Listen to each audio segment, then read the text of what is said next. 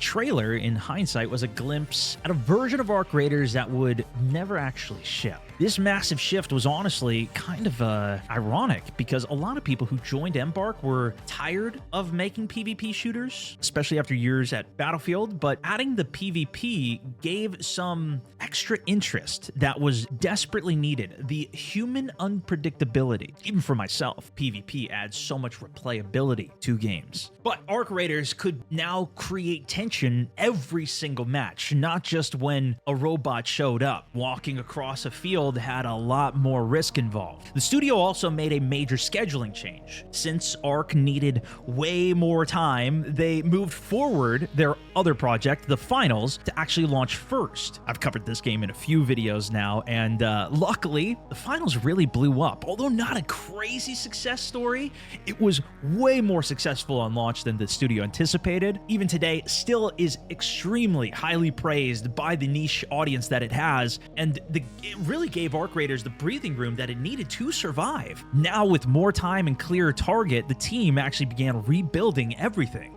This is where the game finally starts to resemble what then ended up launching in 2025. The map gets completely rebuilt. The original world was one huge open map with tons of empty space, which worked in the old PvE version and vision that they had, but not for the extraction gameplay. The extraction needs density, interiors, loot paths, hot zones, verticality. So Embark split the world into multiple maps, and they basically redid everything, starting with the dam and the spaceport, and a brand new map called the Buried City, which is basically a sand-swallowed Italian town built specifically for PvP, and this time built with this PvE world in mind, then had its own elements. Early Arc Raiders movement was basically way crazier than what we have now. There was no fall damage, there was massive jumps, crazy mobility, and they quickly found that that does not work in a tense extraction game like they saw. The rebooted version slowed players down massively. They made noise and positioning matter in whole new ways. Suddenly, the robots also felt